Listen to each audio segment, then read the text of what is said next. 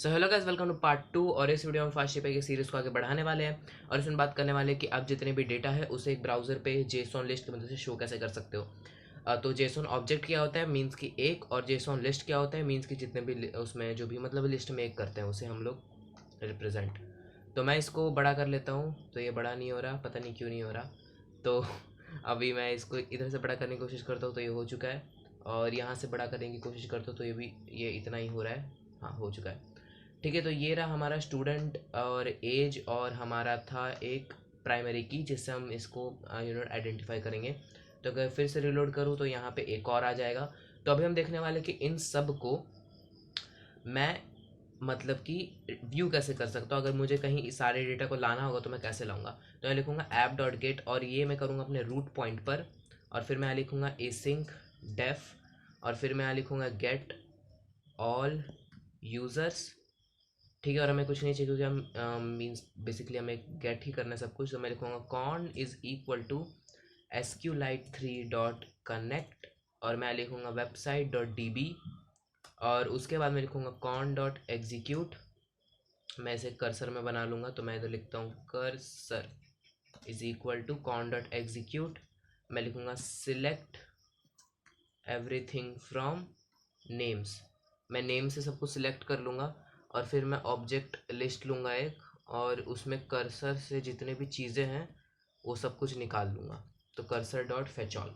तो अगर मैं अभी सपोज़ ये ऑब्जेक्ट लिस्ट को प्रिंट करता हूँ तो देखिएगा इसमें क्या आता है। तो मैं इसको मैं इधर क्या करूँगा, इसको सब ये सब हटा दूँगा, और मैं एंटर करूँगा तो ये नल ही देगा। तो यहाँ देखिए, यहाँ पे हमें एक टपल रिटर्न हुआ है। अगर मैं यहाँ जाऊँ तो यहाँ पे एक टपल रिटर्न हुआ है, तो मुझे यही चीज़ मतलब एक लिस्ट है बेसिकली जिसके अंदर टपल्स हैं। तो अब मैं क्या कर सकता हूँ, इससे इटरेट कर सकता हूँ। तो अब मैं क्या करूँगा, यहाँ पे जो फाइनल रिजल्ट होगा उसे एक लिस्ट की तरह बनाऊँगा, और मैं लिखूँगा for object in object list, और फिर मैं यहाँ लिखूँगा एक तरह का user which is going to be a dictionary. तो मैं यूज़र को एक डिक्शनरी बना दूंगा, और मैं लिखूँगा यूज़र का जो नाम होगा वो होगा हमारा ऑब्जेक्ट का। इधर से देखिएगा, ये ज़ीरोथ एलिमेंट है यहाँ पे। This is basically the zeroth element. Okay जी, मैं नीचे जाता हूँ, और तो ओके यहाँ पे मुझे ये एरर दे रहा है। तो मैं क्या करता हूँ, इससे अभी के लिए कमेंट कर देता हूँ। अब मैं फिर से जाऊँगा यहाँ पे, इसे रीलोड करूँगा, तो रीलोड हो चुका है।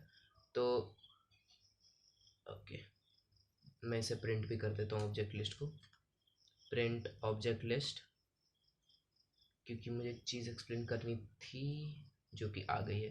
तो ये बेसिकली जो 1 है वो हमारा ज़ीरोथ कॉलम है, जो आशीष है वो हमारा फर्स्ट कॉलम है, और जो 14 जो कि एज हमारा सेकंड कॉलम है। तो अगर मुझे यहाँ पे जो है नेम को एक्सेस करना है तो मैं क्या कर सकता हूँ, यहाँ पे ऑब्जेक्ट लिस्ट को फर्स्ट कर देता हूँ, और यूज़र का अगर मुझे एज एक्सेस करना है तो मुझे ऑब्जेक्ट लिस्ट में सेकंड वाला जो ऑप्शन है उसे लेना पड़ेगा।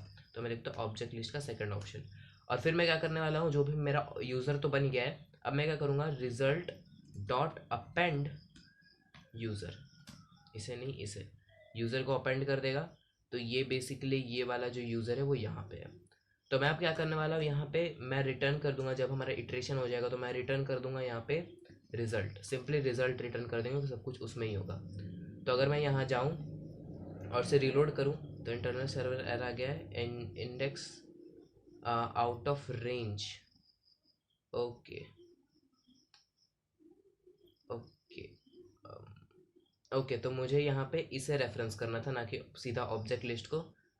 तो मैं यहाँ पे ये कर देता क्योंकि ऑब्जेक्ट लिस्ट में भी एक ही आइटम है, मतलब 2 आइटम्स है। तो यहाँ पे देख सकते हैं, यहाँ पे मेरा जो नाम और एज था वो आ गया है। तो अगर मैं यहाँ पे एक और लेट्स से मैं एक और चीज़ ऐड करता हूँ यहाँ पे, लेट्स से मैं इधर एक और एंट्री डालता हूँ। एंट्री कहाँ से डालते हैं इसमें, ओके मुझे भी,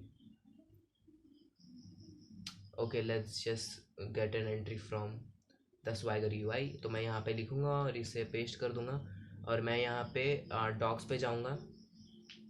तो ये मेरा स्वैगर यूआई आ गया है। फिर मैं यहाँ पे नाम ऐड करूँगा, और मेरा नाम होगा यहाँ पे लेट्स से मैं लिखता हूँ राहुल, और एज लिख देता हूँ 34 और एग्जीक्यूट करूँगा तो इसे एक और 2-3 बार एग्जीक्यूट कर देता हूँ तो एग्जीक्यूट हो गया है।